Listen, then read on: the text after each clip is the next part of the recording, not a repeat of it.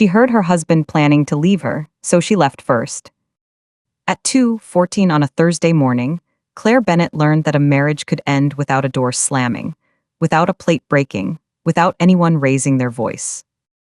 Sometimes it ended in a whisper. She had woken because the other side of the bed was cold.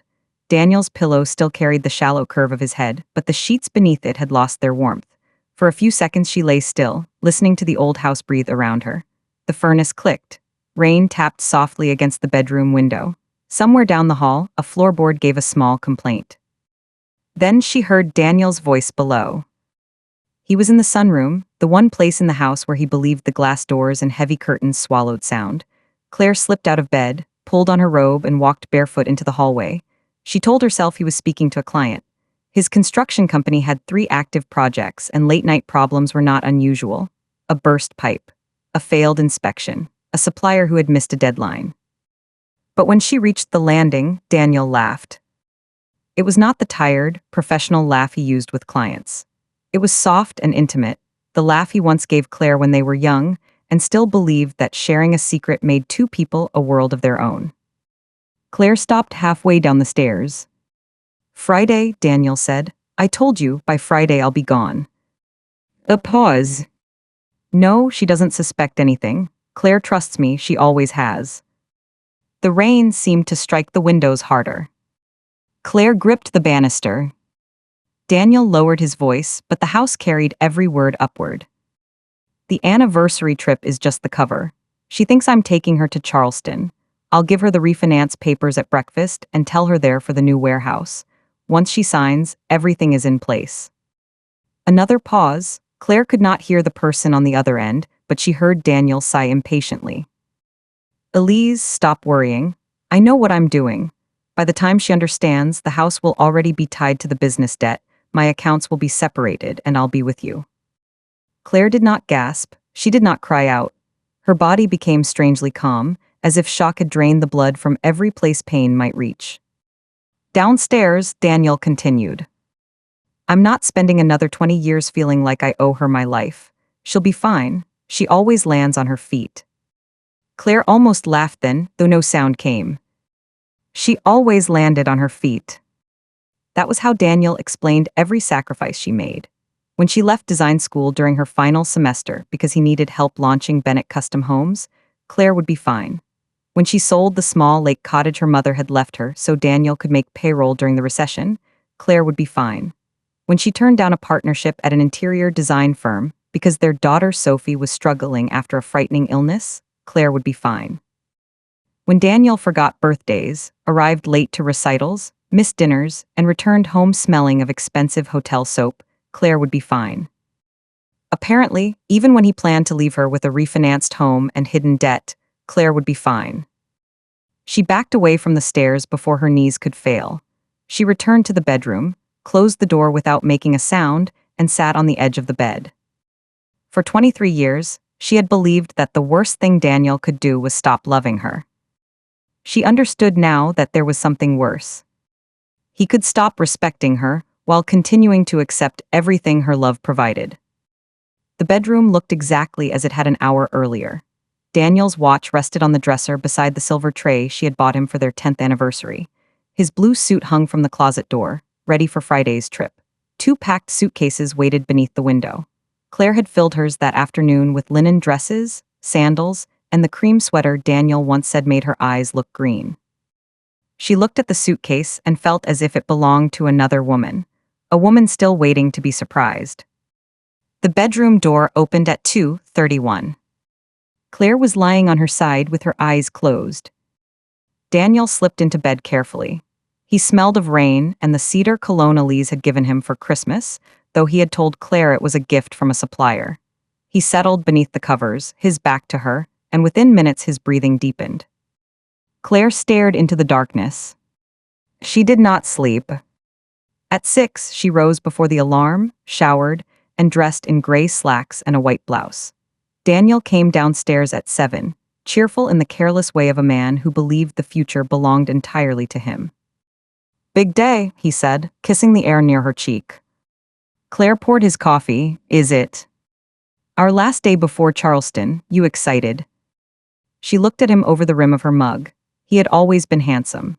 At 48, his dark hair had silver at the temples, and success had softened the rough edges of the young carpenter she married. He wore confidence as naturally as his tailored jacket. Most people saw Daniel and trusted him before he spoke. Claire had helped teach him how to do that. She had chosen his first company logo, designed the model homes that won his first major contracts, written the speeches he gave at charity dinners, and reminded him which clients had children, sick parents, anniversaries, and favorite baseball teams. Daniel called those things details. Claire called them people. Now he checked his phone beneath the table and smiled at a message he did not share. "Are the kids coming for dinner tonight?" he asked. "Noah has practice, Sophie is still at school." "Right, of course," he looked relieved. "Then maybe we'll order in." Claire watched him add cream to his coffee, 3 slow circles with the spoon, tap twice against the cup. The same ritual every morning for 23 years. "How is Elise?" she asked.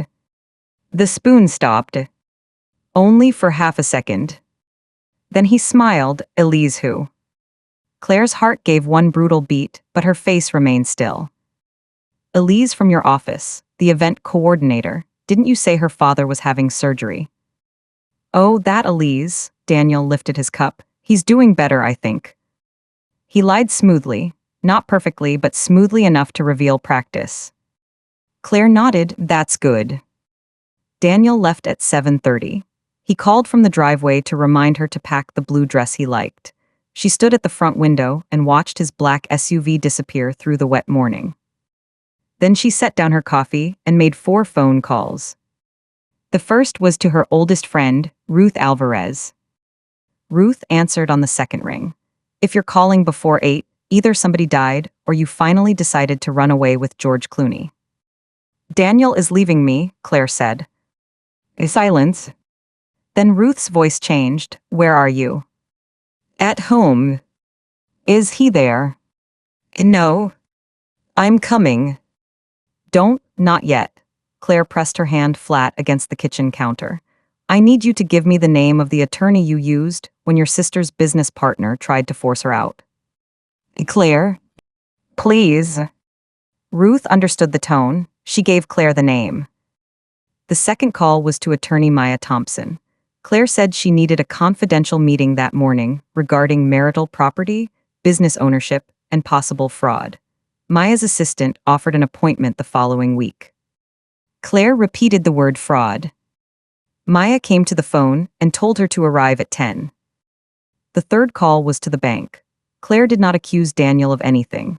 She simply asked for copies of every document related to the house, their joint accounts, their business line of credit, and any pending refinance application requiring her signature.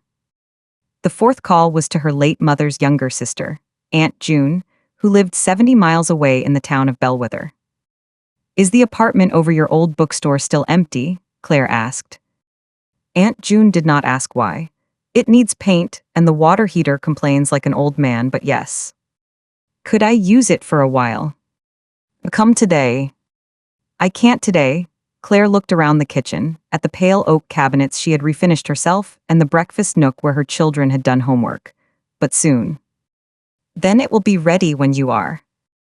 At 10, Claire sat across from Maya Thompson in a quiet office overlooking downtown Columbus.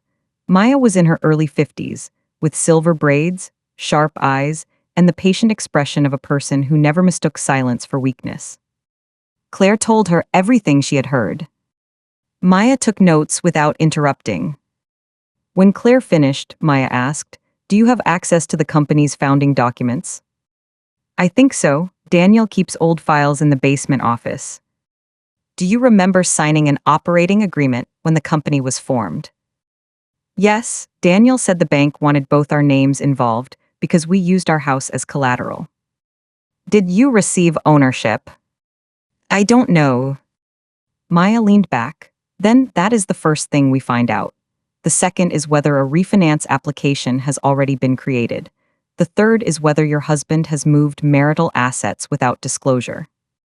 Claire clasped her hands in her lap. "Should I confront him?" "No." The answer came so quickly that Claire looked up. Maya's expression softened.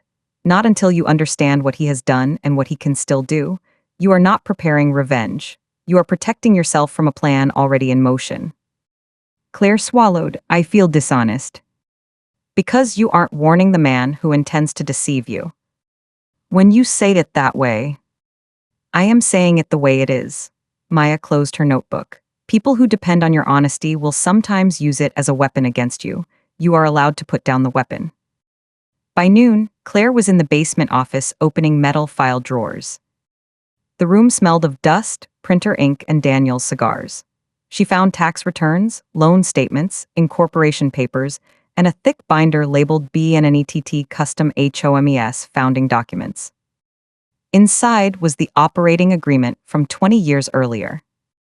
Daniel Bennett, 60%. Claire Bennett, 40%. Her signature appeared on the final page.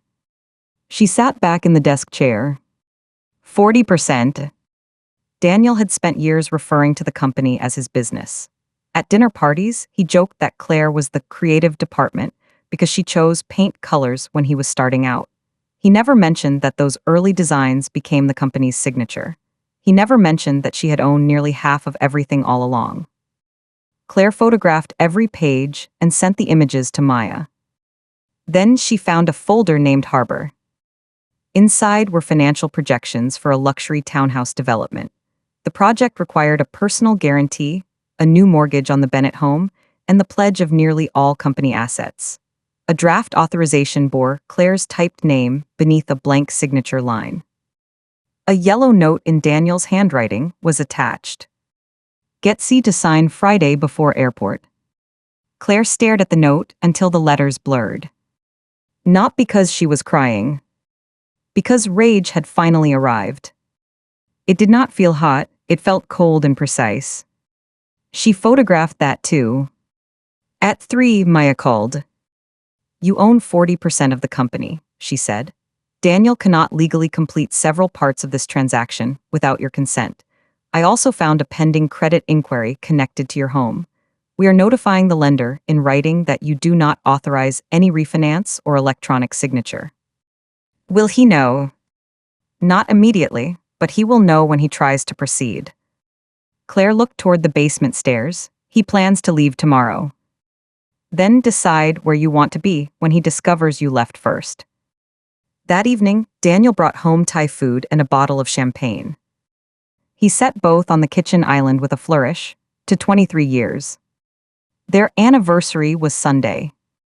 Claire looked at the gold foil around the champagne bottle. You're early. Consider it the beginning of the celebration. He opened the bottle and poured 2 glasses. His hands were steady. His smile was warm. He looked like the husband she had spent months missing. For one dangerous moment, Claire wanted to believe she had misunderstood the call. Then his phone lit up on the counter. A message preview appeared. Elise, tomorrow can't come fast enough. Daniel turned the phone face down. To us, he said. Claire lifted her glass but did not drink. To the truth. Something flickered in his eyes. Then he smiled again, the truth. They ate at the long dining table. Daniel talked about Charleston, about a restaurant overlooking the water, about the hotel suite, about how good it would be to get away. Claire listened and wondered how much of the trip had ever been real. Was there a hotel reservation, a flight, a dinner, or only a stack of papers at breakfast and an empty seat beside her at the airport? After dinner, he carried the plates to the sink, something he had not done in months.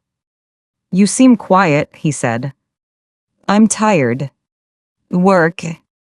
Claire had recently begun taking small freelance design jobs, though Daniel treated them as a hobby. Something like that. He stepped behind her and rested his hands on her shoulders. Once, his touch could calm her entire body. Now she felt the pressure of each finger as a separate betrayal. I know I haven't been around much, he said. After this weekend, things will change. Claire looked at their reflection in the dark kitchen window, Daniel standing behind her. Claire held between his hands, a perfect picture if no one knew what happened after the frame ended. Yes, she said, they will. That night, Daniel slept deeply. Claire waited until 1 a.m. Then she rose, dressed, and began to leave her marriage. She did not move dramatically. She did not sweep photographs from walls or throw clothes into suitcases. She had already packed the things that mattered into boxes hidden in the back of Ruth's minivan. Her mother's recipe cards, her grandmother's quilt, design portfolios, tax documents, childhood photographs of Sophie and Noah, the small wooden bird Noah carved for her in 7th grade, and the blue ceramic bowl Sophie made when she was 10. She took half the balance from their joint checking account, exactly as Maya advised, and transferred it to a new account in her name. She left the rest untouched. She removed her jewelry from the safe, except for the diamond necklace Daniel gave her on their 20th anniversary. That necklace stayed in its velvet box. It felt like payment for a woman she no longer wished to be. At 2:30, Claire stood in Noah's doorway. Her 16-year-old son slept with one arm hanging over the edge of the bed, headphones crooked around his neck. His room was a history of unfinished stages: basketball trophies, guitar picks, model airplanes, college brochures he pretended not to care about. Claire sat beside him and touched his hair. His eyes opened. "Mom, I need you to listen to me." He blinked awake. "What happened?" "Your father and I are going to live separately for a while." Noah sat up. "What, why?" "I can't explain everything tonight, but this is not your fault, and it is not your responsibility to fix." "Is Dad leaving?" Claire's throat tightened. "I am." His face changed. "You're leaving me." "No," she took both his hands. "Never. You can come with me tonight, I want you to. But you have school, practice, your friends, and this is your home too. I will be 70 miles away temporarily, and I'll come back whenever you need me. We will decide together what happens next." "Did he cheat?" Claire looked at him. Noah's eyes filled. "He did, didn't he?" "I won't ask you to choose sides." "That means yes." She pulled him into her arms. For a long time he held himself stiffly, caught between anger and the instinct to be older than he was. Then his shoulders shook. "I'm sorry," Claire whispered. "Why are you the one leaving?" "Because your father planned to destroy me in this house," she thought. Instead she said, "Because sometimes leaving is the first safe choice you can make." Noah asked to stay. He had a game that evening, and he said he needed time before seeing Aunt June. Claire understood. She promised to call after school. At 3:15, she called Sophie at college. Her daughter answered with alarm. "Mom, it's 3 in the morning." "I know, I'm sorry." "What's wrong?" Claire told her the same careful truth. Sophie listened without interruption. When Claire finished, her daughter said, "I knew something was wrong." Claire closed her eyes. "What do you mean?" "Dad came to campus 2 weeks ago. He said he had a meeting nearby, but I saw him at the hotel across from the art museum. He was with a woman." "Elise." "I don't know her name," Sophie's voice cracked. "I wanted to tell you, I thought maybe there was an explanation." "So did I," Claire said, "for too long." "Where are you going?" "To Aunt June's." "I'm coming home." "No, you have your final presentation today. Give it, then call me." "Mom." Do not let his choices steal something you worked for." There was silence. Then Sophie said, "Okay." At 4, Ruth arrived in the rain. She did not speak when Claire opened the door. She simply wrapped her arms around her. Claire allowed herself exactly 1 minute to fall apart. Then she wiped her face, picked up her suitcase, and walked out. Before leaving, she placed a sealed envelope on Daniel's pillow. Inside was a single page. "Daniel, last night I heard you say that by Friday you would be gone. I heard you say the anniversary trip was a cover. I heard your plan to have me sign away the safety of our home before you left me for Elise.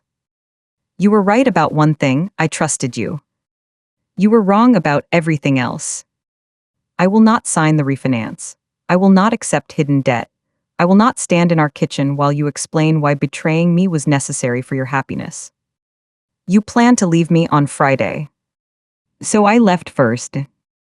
All future communication regarding our finances and Bennett Custom Homes will go through my attorney, Maya Thompson. I have taken only my personal property and my lawful share of our joint funds. Noah knows we are separating. Sophie knows too. Do not ask them to carry messages or protect your secrets. For 23 years, I helped build the life you now want to escape.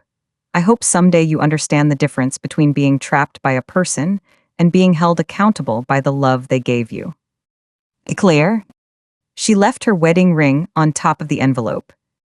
At 4:18, Ruth drove away from the Bennett house. Claire did not look back until they reached the end of the street. The rain had stopped. The upstairs bedroom light glowed softly through the curtains. For a moment she imagined Daniel waking, reaching across the bed, and finding only cold sheets. Then the house disappeared behind the trees. Claire faced forward. Daniel woke at 6:43 to the sound of his phone vibrating against the nightstand. He reached for Claire first. His hand met an empty mattress. He assumed she was downstairs. She often rose early before trips, checking chargers, passports, medications, and every small detail he never remembered until he needed it. He silenced the call from Elise, rolled onto his back, and stared at the ceiling. Then he saw the envelope. The ring lay on top of it, a thin circle of gold catching the morning light. Daniel sat up slowly. He read Claire's letter once. Then again. By the third time, the words seemed to rearrange themselves into a language he did not understand. She heard him. She knew about Elise. She knew about the refinance. And she was gone. Daniel called her. The call went to voicemail. He called again. Then he called Noah, who answered with a quiet, furious what? Where is your mother? You don't get to ask me that. Noah, put your mother on the phone. She's not here. Daniel stood, gripping the letter. What did she tell you? The truth, apparently, more than you did. Watch your tone. Watch yours. The call ended. For several seconds, Daniel stared at the phone. Noah had never hung up on him before. Claire would have corrected that. Claire always kept the peace. The thought came automatically, and its meaning arrived a second later. Claire was not there to keep anything peaceful. Daniel dressed quickly and went downstairs. The coffee maker was empty. The counter held no travel folder, no printed itinerary, no bowl of cut fruit, no reminder note beside his keys. He opened cabinets as if Claire might have hidden inside one of them. Then his phone rang. Elise. He answered, not now. Daniel, the lender called me because they couldn't reach you. There's a hold on the refinance file. His stomach tightened. What kind of hold? Spousal authorization dispute. They said Claire submitted a written objection. Daniel closed his eyes. Daniel, Elise asked, what happened? She left. There was a pause. You mean you told her? No, she heard us last night. All of it. I don't know. You just said she stopped the refinance. Daniel walked to the kitchen window. The driveway looked too wide without Claire's car. She heard enough. Elise exhaled sharply. What does this mean for Harbor? It was not the question Daniel expected. He turned from the window. I said my wife left me. I heard you. I'm asking what happens now. I'll handle it. How? The closing is Monday. I said I'll handle it. He ended the call and immediately called Claire again. Voicemail. At 8, Maya Thompson's office emailed him a formal notice. Claire had retained counsel. She asserted her ownership rights in Bennett Custom Homes. She denied authorization for the Harbor project, requested complete financial records, and warned against transfer or disposal of marital and corporate assets. Daniel read the message in his home office, the same room where Claire had found the operating agreement. He opened the file cabinet.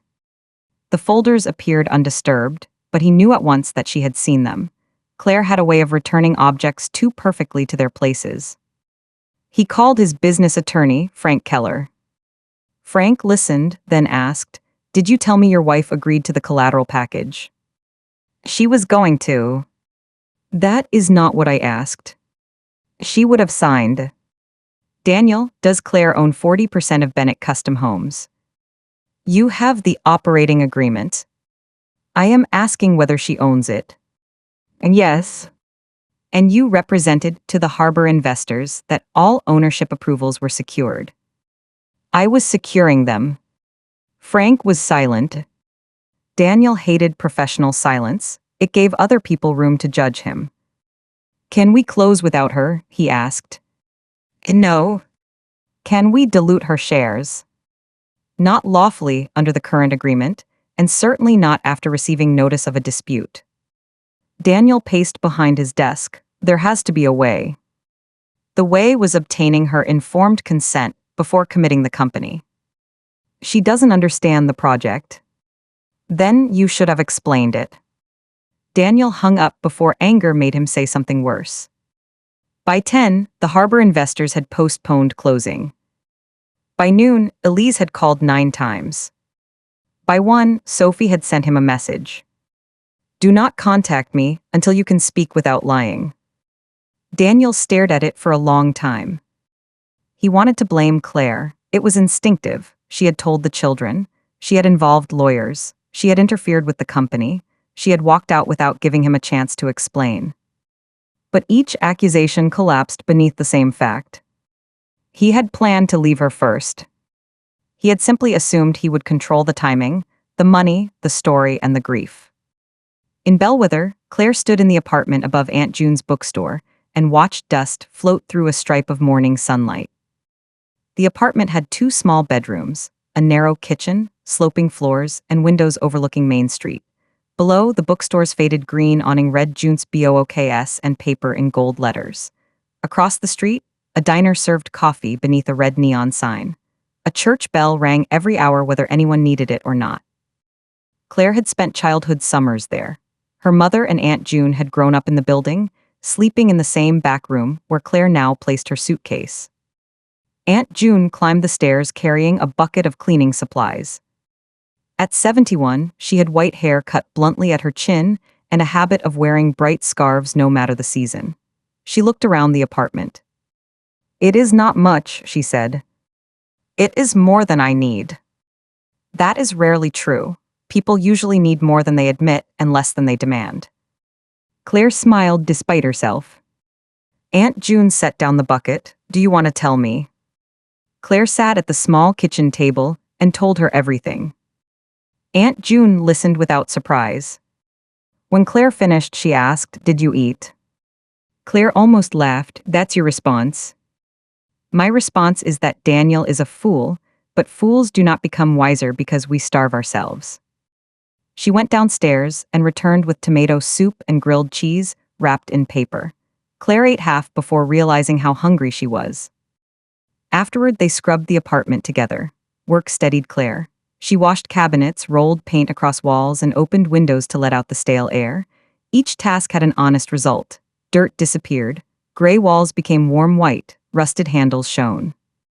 Marriage had not been like that for years. Claire had worked harder and seen less change. At 4, Noah called. Dad's home, he said. Claire set down the paintbrush. Are you okay? He keeps walking around like he lost something. He did.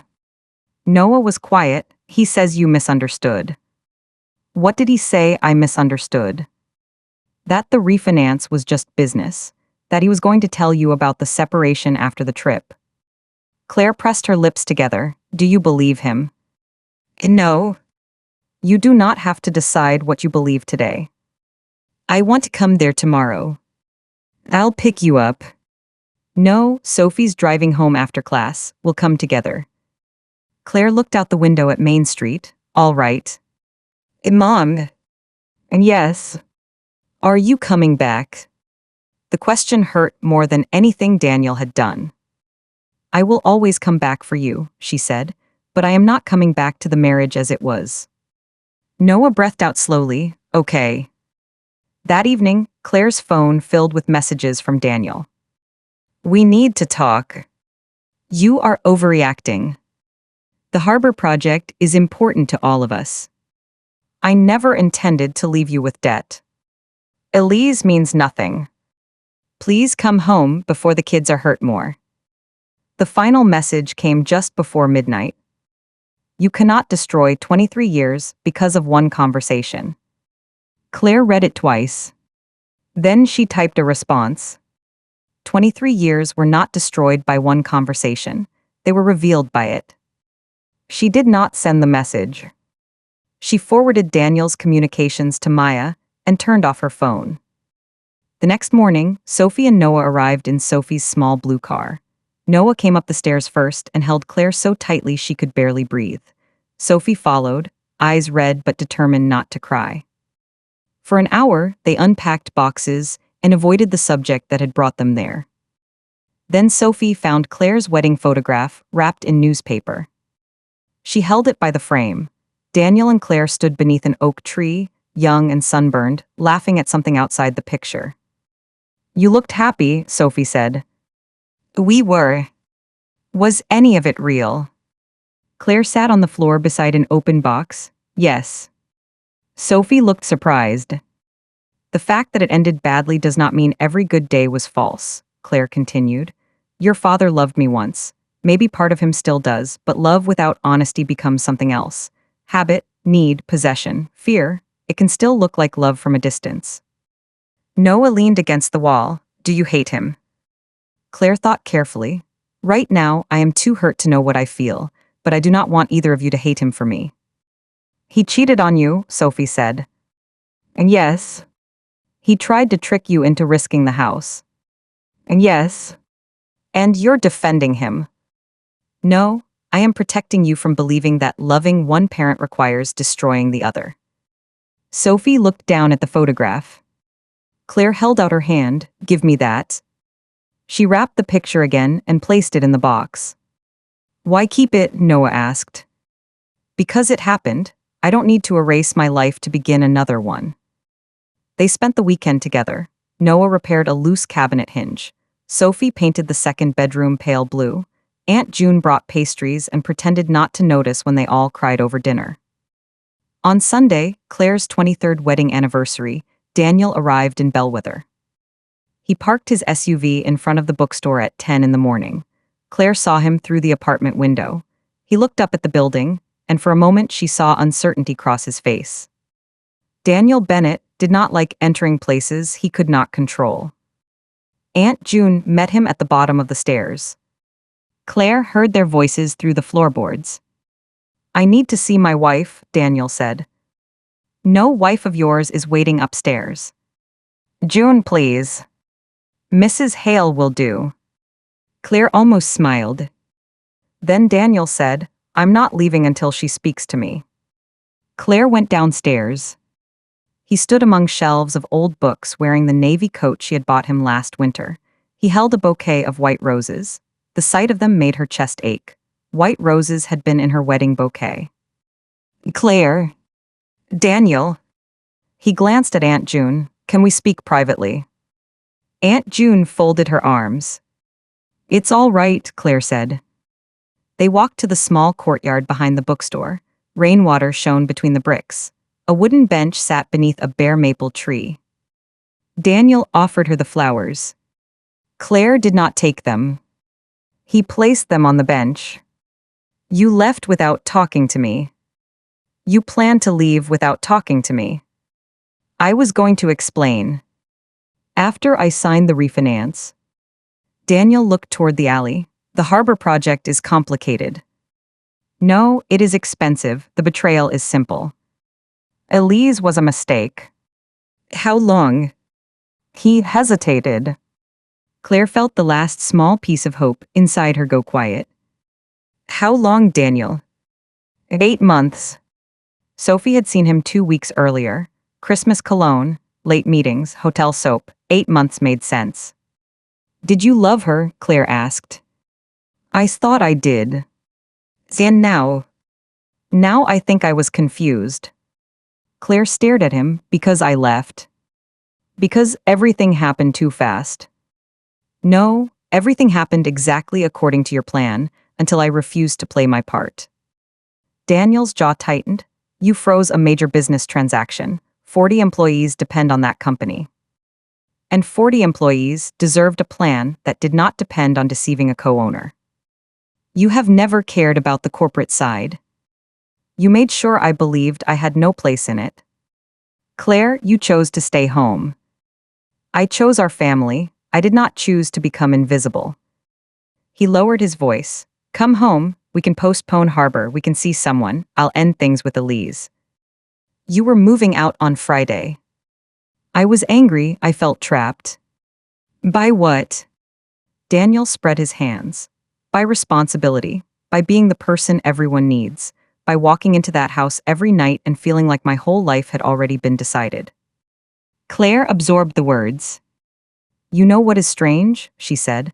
I felt that way too, but I did not punish you for it. I did not build an exit on top of your trust. Daniel stepped closer. I made a terrible mistake. A mistake is missing a turn. This required meetings, messages, hotel rooms, financial documents, lies to our children, and a plan for where you would sleep after you left. You made decisions. His face hardened. So that's it, you are throwing away our marriage. Claire looked at the man she had loved since she was 22. I am refusing to carry what you threw away. Daniel flinched.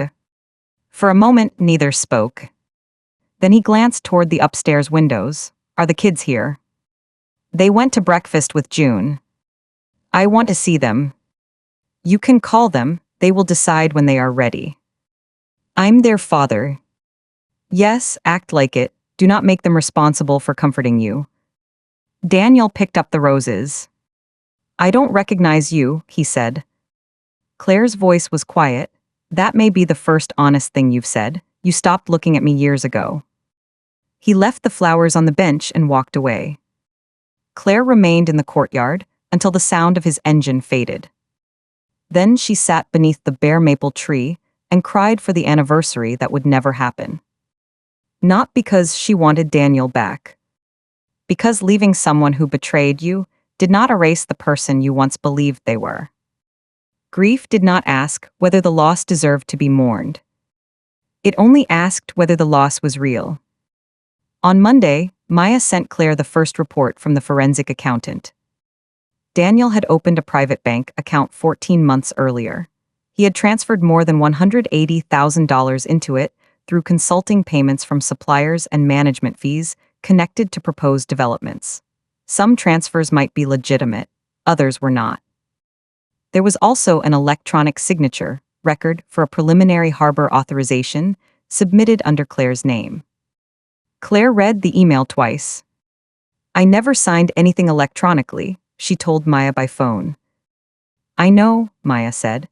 The access log shows the document was created from an office computer registered to Daniel's executive assistant. Elise. And yes. Claire sat at the apartment table, suddenly cold. What happens now? That depends on what you want. We can demand preservation of evidence, seek an injunction, and raise the signature issue in civil proceedings. If the evidence supports intentional forgery, there may also be criminal exposure. Claire looked at the freshly painted wall. Would that send him to prison? It is too early to say. She thought of Noah's face, Sophie's anger, 40 employees, the company carrying the family name. I don't want to protect him from consequences, Claire said, but I don't want revenge to choose my life for me either. Then we proceed one fact at a time. That afternoon, Claire walked downstairs and found Aunt June arguing with a man beside the bookstore's front window. The man was tall, around 50, with a worn brown jacket and gray at the edges of his beard. Rolled architectural plans rested under one arm. The floor is sinking, he said. It has been sinking since 1963, Aunt June replied. It has never reached the basement. That is not the standard. It is my standard. Claire paused at the bottom stair. Aunt June noticed her. Claire, tell this man the floor is fine. The man turned. His eyes were warm brown, and his expression held a tired humor Claire recognized from people accustomed to losing arguments with Aunt June. I'm afraid I would need to look at it first, Claire said. Traitor, Aunt June muttered. The man extended a hand. Michael Reyes, architect, occasional enemy of unsafe floors. Claire Bennett. His expression changed slightly at her last name, but he did not mention the company. Aunt June pointed toward the ceiling. Michael is helping the town apply for restoration grants. He thinks I need to close half the store. For 3 days, Michael said. Which is half an eternity when you are 71. Claire unrolled the plans on a reading table. Michael had drawn a reinforcement system that preserved the original woodwork.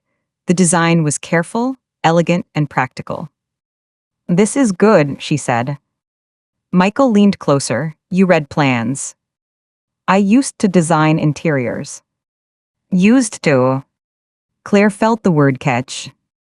Yes, she said, used to. Michael looked at her for a second, then tapped the plan. I could use another set of eyes on the front room. The town wants a small event area without making the store look like a conference center.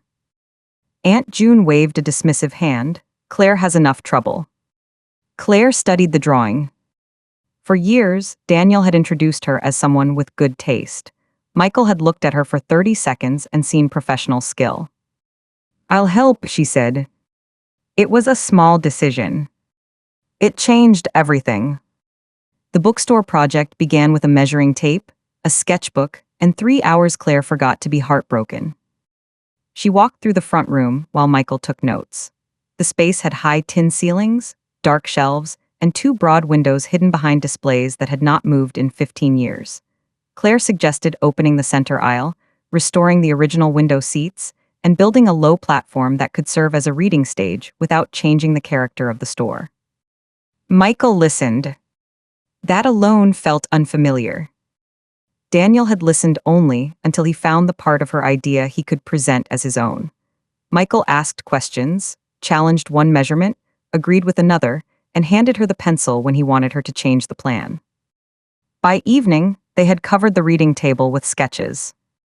Aunt June brought them coffee. You two look dangerously useful. Claire laughed. The sound surprised her. For the next 3 weeks, she worked every day. She designed the bookstore renovation, then the diner owner across the street asked her to help update his back room. A retired teacher wanted advice on converting an old carriage house into a guest cottage. Michael recommended Claire for a small library project in the next county. The work did not erase her pain. It gave the pain somewhere to stand that was not the center of every room. She still woke before dawn expecting Daniel beside her. She still reached for her phone when something funny happened. She still found herself saving articles he would like before remembering that knowing another person's tastes was not the same as being known by them. But slowly, her days filled with choices that belonged only to her. She bought a second-hand drafting table. She painted one wall of the apartment deep green. She cut her hair to her shoulders after wearing it long for most of her marriage because Daniel preferred it that way. She registered a business name, First Light Interiors. When the state confirmation arrived, she printed it and taped it above her desk. Sophie designed a simple logo. Noah built shelves for material samples. Aunt June told every customer who entered the bookstore that her niece was the woman who made rich people's houses look less lonely. Claire protested the description. Aunt June refused to change it. Meanwhile, Bennett Custom Homes began to fracture. Without Claire's authorization, the harbor development stalled. The investors demanded proof of internal approval and complete financial disclosures. Suppliers asked about delayed payments. 2 senior managers learned that Daniel had committed company resources without board consent. Frank Keller resigned as corporate counsel after Daniel accused him of disloyalty. Elise stopped coming to the office. For weeks she had believed Daniel would leave his wife, move into a downtown condominium, and begin a new life with her. She had believed the harbor project would make him wealthier than ever. Daniel had promised trips, freedom, and a future without responsibility. What he had not told her was that Claire owned 40% of the company. He had not told her the house was already heavily leveraged. He had not told her the private account she helped manage was being investigated. When Elise understood that Daniel's grand escape depended on Claire signing documents she had never been allowed to read, romance became risk. She ended the affair by email. Daniel called her 12 times, she answered once. You said everything was handled, she told him. It would have been if you hadn't called me in the house. Elise went silent. So this is my fault? I'm saying you knew the timing mattered. You told me Claire was weak. I never said weak. You said she would cry, sign whatever you put in front of her, and spend the rest of her life blaming herself. Daniel looked around his empty office. He remembered saying it. At the time, it had sounded like confidence. Now it sounded cruel. Elise, come over, we can talk. No. I left my marriage for you. No, Daniel, your wife left you. There is a difference. The call ended. That Friday, Claire received a padded envelope with no return address. Inside was a flash drive and a short handwritten note. Claire, I am not asking for forgiveness. I knew he was married. I told myself your marriage was already over because that made it easier to live with what I was doing. The drive contains copies of messages and files Daniel asked me to prepare. Some include instructions about the refinance and the electronic signature. I will cooperate with your attorney. I am sorry, I know that is not enough. Elise. Claire held the note for a long time. She expected satisfaction. Instead, she felt tired. There were no winners in betrayal, only people who escaped with different amounts of damage. She sent the drive to Maya without opening it. 2 days later, Daniel's mother came to Bellwether. Evelyn Bennett arrived in a cream-colored sedan, wearing pearls and a dark wool coat. At 74, she moved with the formal dignity of someone who believed posture could prevent catastrophe. Claire had not spoken to her since leaving. Aunt June showed Evelyn upstairs, but remained close enough to intervene if necessary. Evelyn sat at the kitchen table and removed her gloves one finger at a time. Daniel says you intend to take the company from him, she began. Claire folded her arms. Daniel says many things. He built that company. We built it, the documents agree. Evelyn's mouth tightened. You know what I mean. Yes, I know exactly what you mean. You mean the work he did counts because people saw it. The older woman looked toward the window. Claire waited for the defense of her son. She had heard it throughout the marriage. Daniel worked hard. Daniel carried pressure. Daniel was ambitious. Daniel was not good with feelings. Daniel needed patience. But Evelyn said, his father had another woman. Claire stared at her. For 11 years, Evelyn continued, I knew for 9. Daniel never told me. He did not know, at least I hoped he didn't. Evelyn placed her gloves on the table. I stayed because divorce felt like failure. I smiled at church. I hosted dinners. I told myself that protecting the family mattered more than protecting myself. Why are you telling me this? Because Daniel came to my house yesterday and said you were humiliating him. He used the same words his father used when I finally confronted him. Claire sat across from her. Evelyn's eyes shone, but no tears fell. I taught my son that a woman's silence was forgiveness. I taught him that the family would absorb whatever a man did, so long as he continued paying bills and appearing respectable. That was not your fault.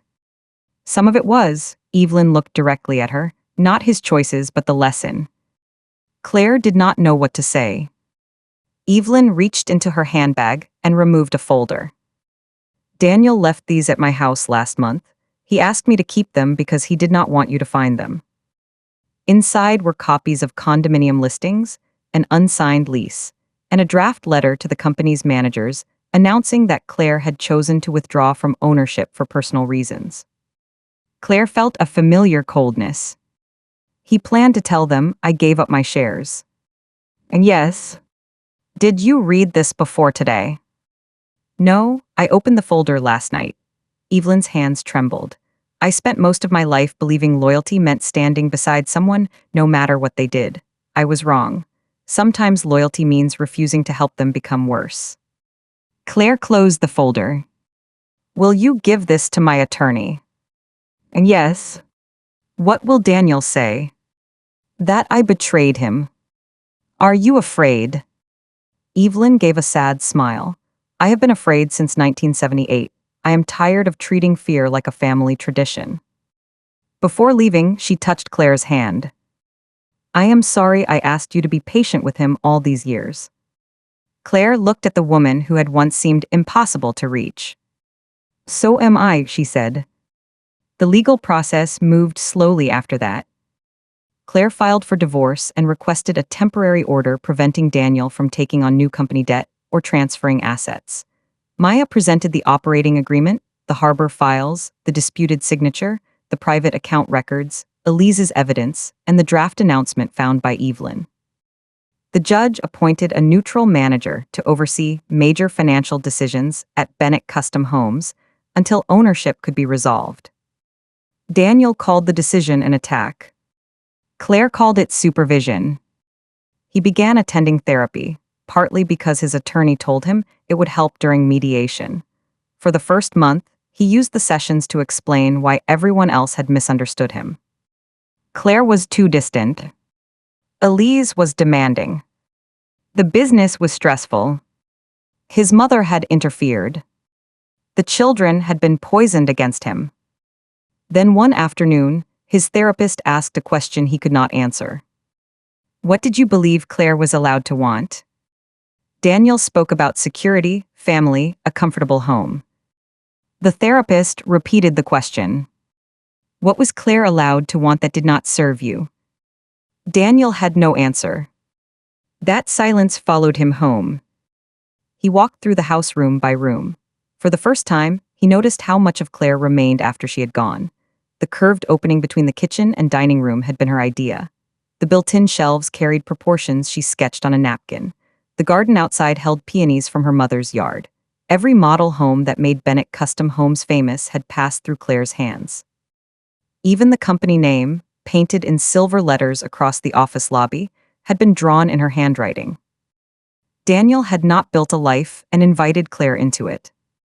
He had built a life from her labor and later resented her presence inside it. Understanding did not repair what he had done, but it removed the excuses. In April, 5 months after Claire left, Noah's basketball team reached the regional final. Daniel arrived early and sat near the center court. Claire came with Sophie and Aunt June and chose seats on the opposite side of the gym. Noah noticed both of them during warm-ups. His expression tightened. At halftime, the team trailed by 9. Noah had missed 3 shots and committed 2 turnovers. Claire watched him glance from one parent to the other, carrying a tension that did not belong on his shoulders. She stood and walked across the gym. Daniel looked surprised when she sat beside him. "This is not about us," she said. He nodded. When Noah returned to the court, he saw them sitting together. Claire raised both hands and cheered. Daniel did the same. Noah scored 14 points in the second half. His team won by 2. After the game, he ran toward them, sweaty and breathless. For one awkward second, all 3 stood within arm's reach. Then Claire said, "That final pass was perfect." Daniel added, "You saw the whole floor." Noah smiled. They took one photograph together because he asked. Daniel did not touch Claire. In the parking lot, he said, "Thank you." For what? For not making him choose. Claire looked toward Noah and Sophie near the car. "I meant what I said. I will not ask them to hate you for me. I told them I was sorry. That is a beginning. Is there any beginning left for us?" Claire met his eyes. Months earlier, the question would have shattered her. Now it simply made her sad. "No," she said, "there can be a better ending, but there is no new beginning for our marriage." Daniel looked down. "I understand," he said. Claire knew he did not fully understand yet. But for the first time, he had not argued. The bookstore reopened after renovation in May. The front room glowed with restored wood, soft lamps, deep window seats, and a small stage beneath the original tin ceiling. More than 100 people attended the opening. Children sat on rugs for story hour. Local writers signed books. The mayor praised the preservation work. Aunt June stood on the platform and pointed at Claire. "My niece designed this room," she announced. "She also saved me from an architect who wanted to close the store for 3 days." Michael called from the crowd, "The floor is no longer sinking." Neither am I, Aunt June replied. Everyone laughed. Claire stood near the back, overwhelmed by a pride she had forgotten how to feel. Sophie handed her a small gift bag. Inside was a brass plaque. First Light Interiors. CLAIRE Principal Designer. Noah had mounted it on a piece of walnut. For your office, he said. I don't have an office. Michael appeared beside them and pointed upstairs. The vacant room next to the apartment is available. Aunt June frowned theatrically, at an outrageous rent. How much? Claire asked. 1 cup of coffee every morning and help moving boxes when my back hurts. Claire laughed and hugged her. Across the room, Michael watched with a gentle smile. He and Claire had become friends, nothing more. He had lost his wife to cancer 6 years earlier and understood that grief could live beside new happiness without asking permission. They shared coffee, plans, long walks through town, and comfortable silences. He never pushed. Claire appreciated him for that more than she was ready to say. In June, mediation began. Daniel entered the conference room wearing a charcoal suit and carrying no papers. He looked older than he had in November. The confidence remained, but it no longer filled every available space. Claire sat beside Maya. Daniel sat across from them with his attorney. The settlement terms were difficult but clear. The company would be independently valued. Daniel could buy Claire's 40% interest if financing was secured without using the family home. If he could not, the company would be sold or reorganized. Claire would receive her share of the private funds and additional compensation connected to unauthorized transfers. The house would be sold after Noah graduated unless Daniel bought Claire's equity. Both parents would share costs for Noah's education. The disputed electronic signature would remain part of the civil settlement, with Daniel admitting responsibility and paying penalties, while Claire reserved her rights if further fraud was discovered. Daniel listened without interruption. Then he asked to speak to Claire alone. Maya looked at her. Claire nodded. The attorneys stepped outside. For a moment, Daniel and Claire sat across from each other in the quiet room. He placed a small box on the table. Inside was her wedding ring. I kept it, he said. Claire did not touch it. I used to think you left because you wanted to punish me, Daniel continued. Then I thought you left because Ruth or your attorney convinced you. Then I thought you were trying to take the company. And now I think you left because staying would have taught me that I could do anything and still keep you. Claire looked at him carefully. That is part of it. I am sorry. She waited. He seemed to understand that the words required more. I am sorry I had an affair. I am sorry I planned to leave you after using your signature. I am sorry I hid money and treated your ownership like a technical inconvenience. I am sorry I let our children discover that their father could lie to all of them. And I am sorry that for years before any of that, I accepted your work, your patience, and your love as if they were things I had earned forever. Claire's eyes filled. Daniel continued, his voice unsteady. You asked me once what trapped me. The truth is, you did not trap me. You knew me too well. I wanted to become a different man without admitting what that man cost everyone around him. Claire looked down at the ring. Why did you bring this? I don't know, maybe because part of me hoped you would put it on. I won't. I know. She lifted the ring from the box. The gold was scratched from years of wear. She remembered Daniel sliding it onto her finger beneath the oak tree, his hands trembling, both of them laughing when it caught at her knuckle. I do not regret marrying you, she said. Daniel looked up. I regret what we allowed the marriage to become. I regret disappearing inside it. But I do not regret Sophie. I do not regret Noah. I do not regret every good year because the last one was cruel. Can you forgive me? Someday, maybe. Would forgiveness change anything? No. Daniel closed his eyes. Claire placed the ring back in the box and pushed it toward him. Keep it or throw it away, she said, but stop using it as a door you expect me to walk through. He nodded slowly. When the attorneys returned, Daniel accepted the settlement framework. The final divorce decree was entered in September. 10 months after Claire heard him in the sunroom. She did not celebrate. She went to the river with Sophie and Noah. They ate sandwiches on a blanket and watched leaves move across the water. Aunt June joined them later with a pie. Michael brought coffee and stayed at the edge of the gathering until Noah pulled him into a conversation about architecture school. At sunset, Claire stood alone near the riverbank. She expected to feel empty. Instead, she felt spacious. There was grief, yes, there would be grief for a long time, but around it existed room for work, friendship, motherhood, music, travel, mistakes, quiet mornings, and desires she had not yet named.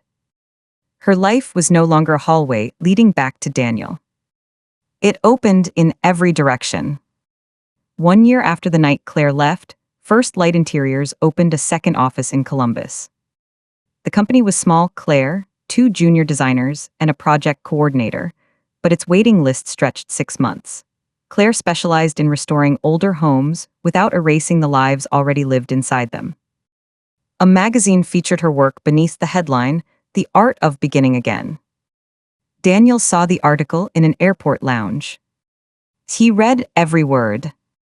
Bennett Custom Homes survived.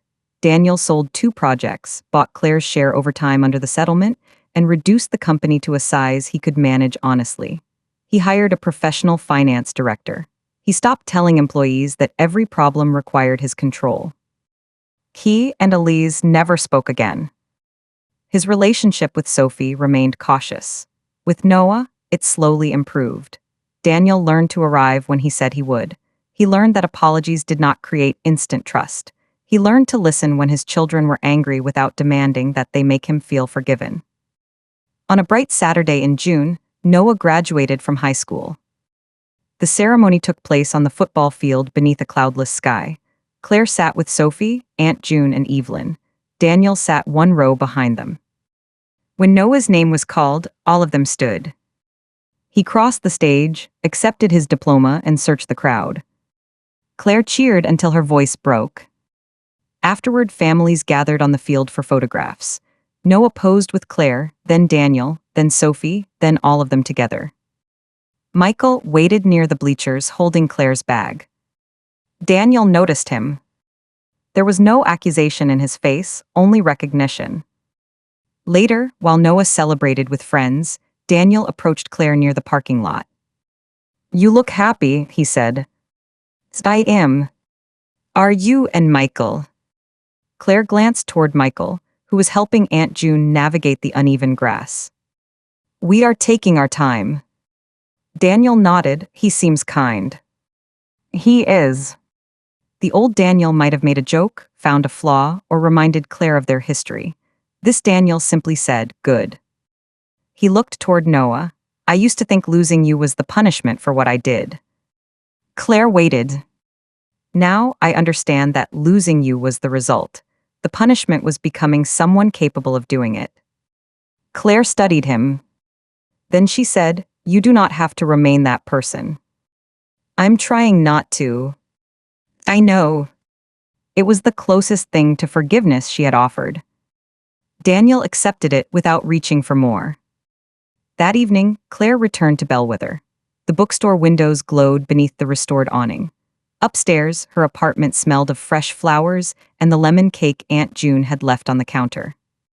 Michael stood at the open window, looking down at Main Street. "How was graduation?" he asked. "Beautiful, complicated, loud." "So family." Claire smiled. "Exactly." He handed her a mug of tea. They sat on the fire escape as the town settled into night. For a while, neither spoke. A year earlier, silence had been the place where betrayal found her. Now silence felt gentle. Michael touched the back of her hand. He did not close his fingers around it until she turned her palm upward. Below them, the bookstore sign moved slightly in the evening wind. Claire thought about the woman she had been at 2:14 that Thursday morning, standing halfway down the stairs, believing her life was ending because a man had decided to leave it. She wished she could reach back through time and tell that woman the truth. The life she feared losing had already been shrinking around her. The door Daniel planned to close was not the end of her world. It was the first opening she had seen in years. Claire had not left first because she was stronger than heartbreak. She left because she finally understood that strength was not waiting calmly for someone else to decide her future. Strength was carrying a suitcase through the rain while her hands shook. It was telling her children the truth without teaching them hatred. It was reading legal documents she had once been told not to worry about. It was beginning work again after years of calling her talent a hobby. It was refusing a false apology and accepting a real one without surrendering the life she had rebuilt. It was learning that forgiveness could release the past without reopening the door. Most of all, it was discovering that leaving was not the opposite of love. Sometimes leaving was the first honest love a person gave themselves. Claire leaned her head against Michael's shoulder and watched the lights along Main Street go dark one by one. She did not know exactly what came next. For the first time in 23 years, she did not need to know. The future was not a plan hidden in someone else's drawer. It was hers. And this time, she would sign her own name. If this story reminded you that silence is not the same as weakness, tell us where you are listening from tonight. And remember, sometimes the moment that feels like the end is only the moment you finally choose yourself.